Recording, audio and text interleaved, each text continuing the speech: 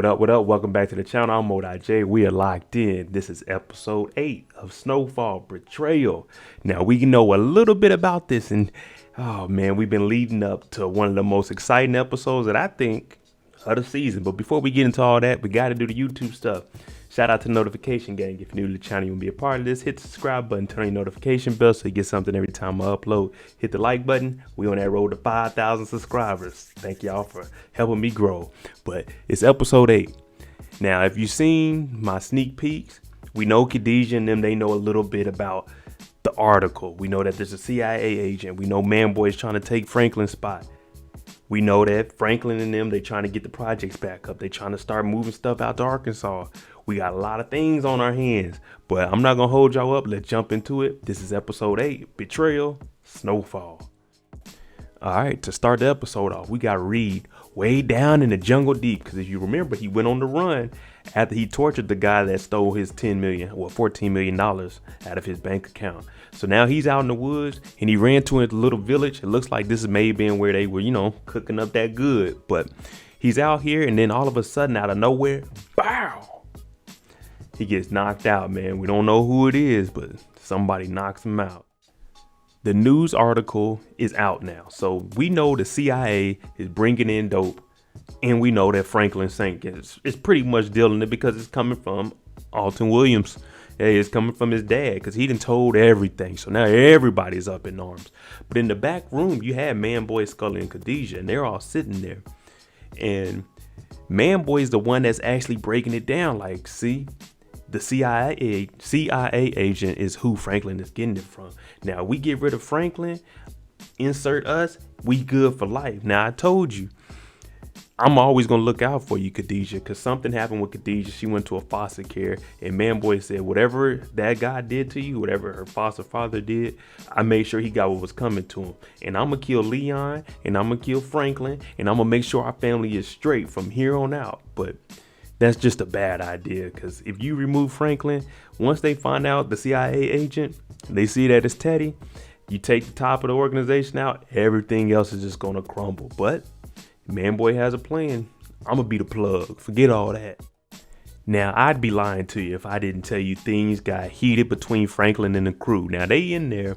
And Jerome, he's already about, man, let's stay safe. So he's talking to Franklin like, man, yo bitch ass daddy, he a snitch, man. You didn't know there was a reporter around? Well, you need to apologize for everything you put us through. And at this point, Franklin's like, okay, you know what? Y'all aren't the ones in trouble. All I hear is, oh, Franklin, look what's going to happen to us. And Franklin started breaking it down for him. When Kevin was about to mess things up, he killed Kevin. When Andre was on today's trail, he killed Andre. So now he's like, listen, my name is the one that's going to be brought up, not y'all. And it's never going to make it to y'all because I'm going to take the bullet.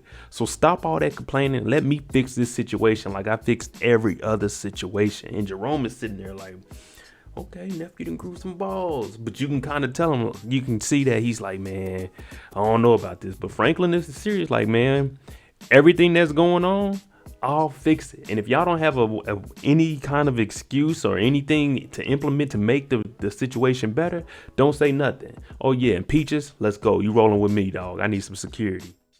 Our favorite reporter, Miss Irene. Now, she's in the office working with the senior editor, and they working harder than my mama trying to proofread my work before she had to go to work. Now, they in here, and he's like, move this around. We need to get to the arms dealer faster so we can make the story bigger. And then all of a sudden, her assistant comes and like, hey, we getting all these calls. They sending champagne over. So all the major networks, ABC, CNN, MSNBC, Fox, Mo.J on YouTube, we all tuning in trying to get the information that she has. And the senior editor's like, man, you remember your first big story? Hey, this is going to be bigger than that. So you need to stay focused because it's not just the news stations calling, the FBI, the CIA. They all calling too because they want to know, who is this? Who is this?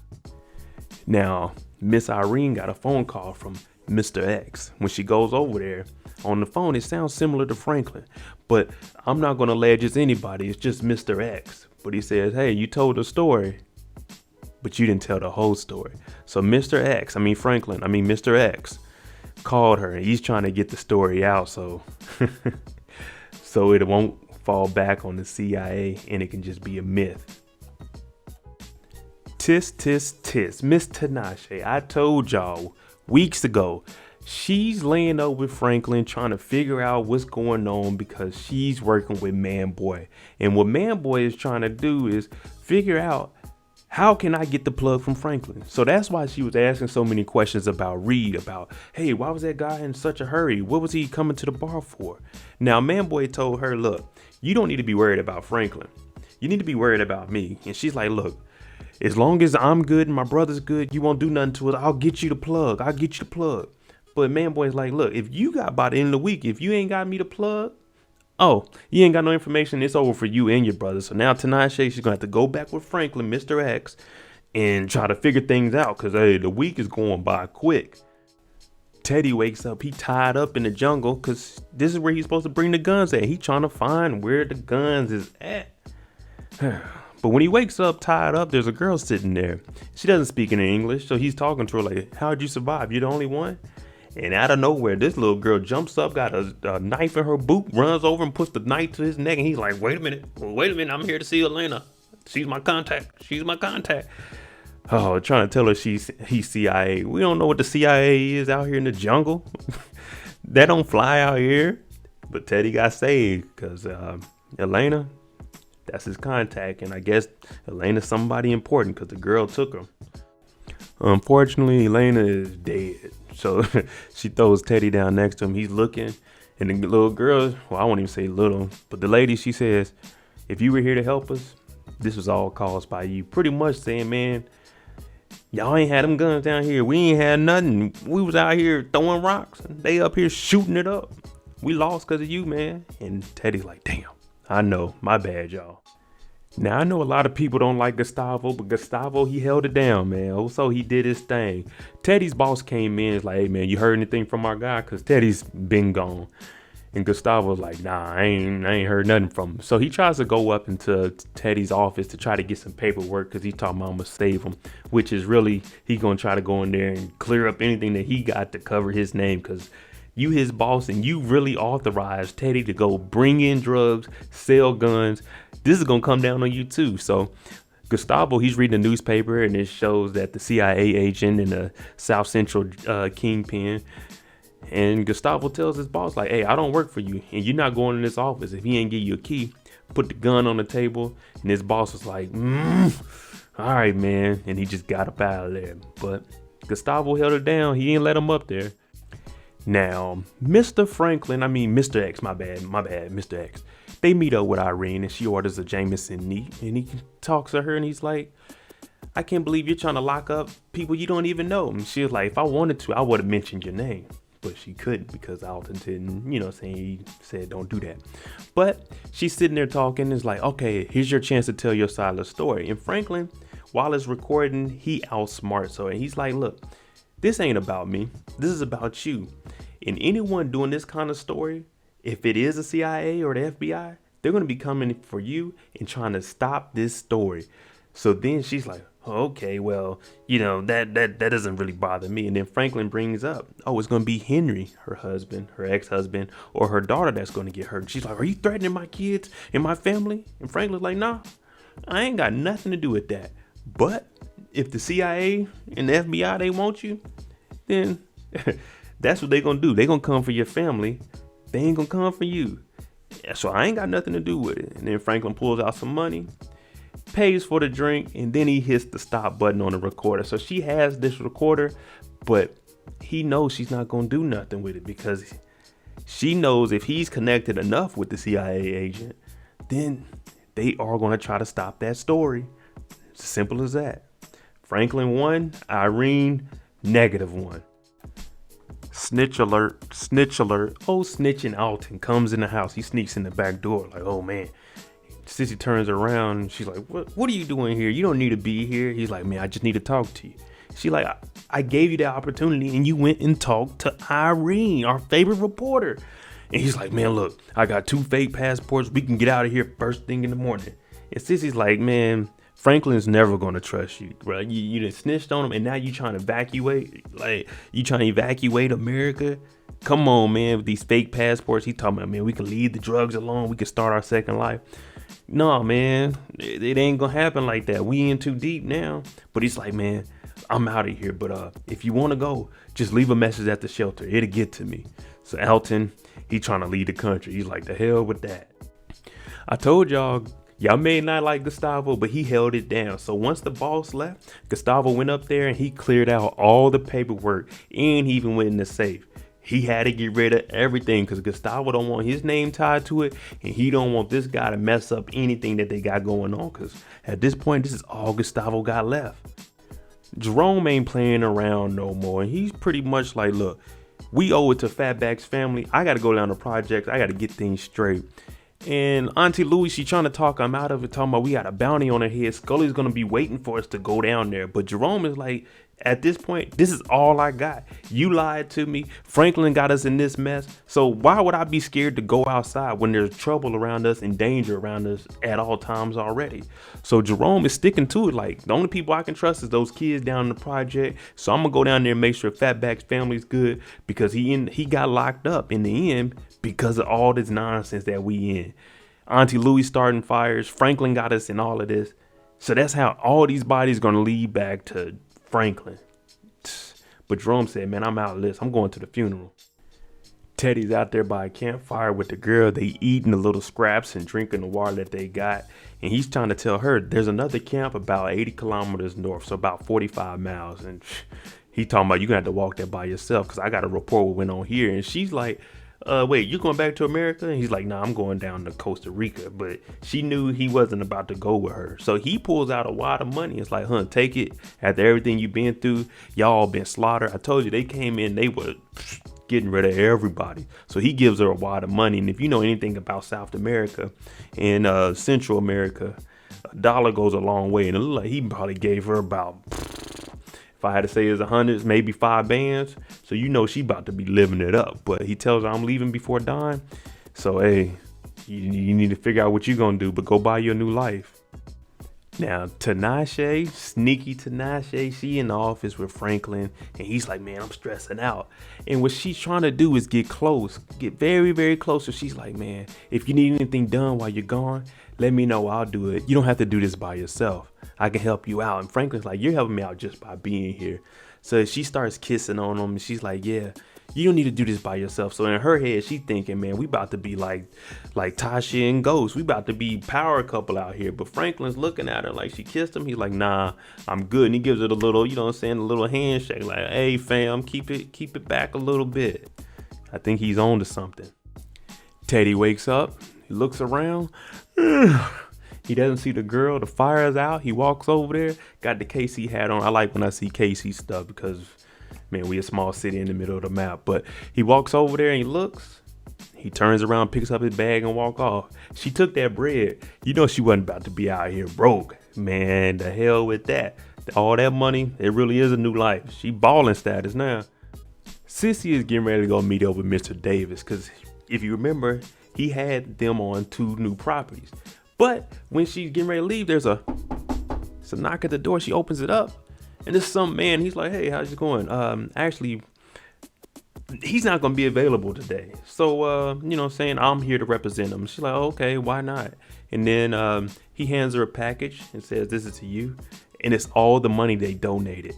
And he's like, unfortunately, the circumstances had changed. Pretty much the article came out, CIA agent in the South Central Kingpin. So he already knew Franklin and them were into the drugs and things, but he handed that money back because now they're going to be cracking down and you don't want anything to be tied. Oh, they took $250,000 donation from them. They must be crooked. Let's dig into them. So he gave his representative the money and they handed it back. Smart move. Very, very smart move.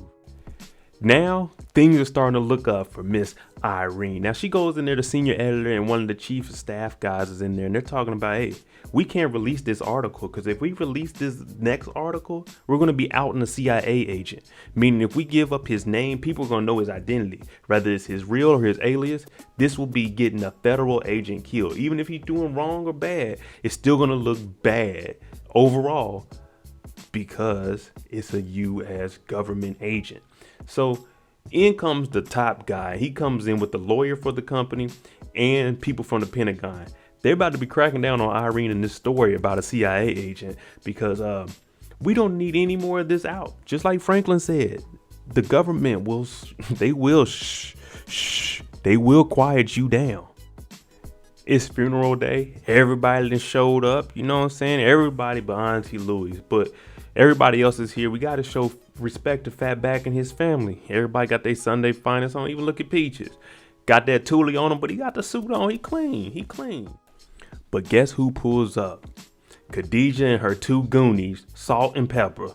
Now they sitting outside and they watching everybody. And Khadijah says, oh, there go Leon right there.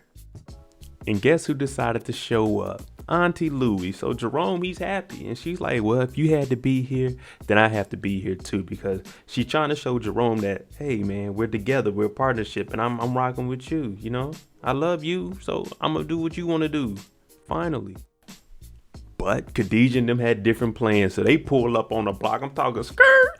Doom, doom, doom, doom, doom. Now, if you look at the video where I put it at, this is where Leon and everybody's getting shot at. But they aim is about to be way off, but they sprayed the block. I ain't gonna lie to you. I give them credit for that. Khadijah, Salt, and Pepper. They hit two women. Some light-skinned chick in the street, and then Auntie Louie got caught. I'm talking about she wasn't even buying them. They just pow, pow, pow, firing that thing. But Auntie Louie got hit, man. Damn. We at the hospital. We don't know what's going on. We all pacing around while I'm sitting in the corner like, damn, they got Auntie Louie. I wish I would have got some shots off. But Franklin calls Leon over and he's talking like, hey, man, we got to watch Jerome because as soon as he gets out, he going to try to rush over at that barbershop and get Manboy and Scully, but they're going to be waiting. So Leon's like, man, it wasn't Manboy or Scully. It was the kid's mom and two other girls. And guess who's listening? Sneaky Tanasha. She comes over like, I can figure out who the girls were. And that was Khadijah then. Franklin's listening to her like kind of iffy, like, okay, you go do that. But if anybody's paying attention to her, you can tell she's just too sneaky. Like, come on, man, you just trying to jump into the gangster game with people getting shot at. So you know she has an ulterior motive. And Franklin's like, okay, yeah, go do that.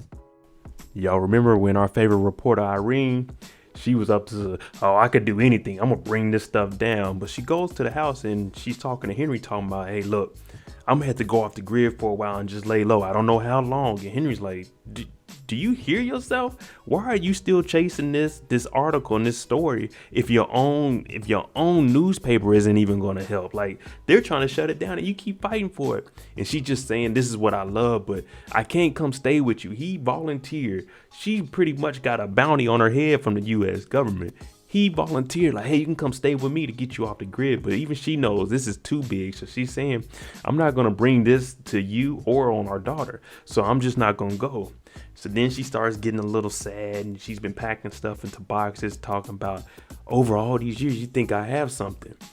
And then Henry, he opens up and he says, you know, when most people run and hide, you stand up strong and you do what you feel is right. So I support you for that. But me, if I was Henry, I would have. Hey, man, well, you know, good luck, man. I do not want the government nowhere near the house, man. I know how it is in real life, and I ain't trying to have them nowhere by me.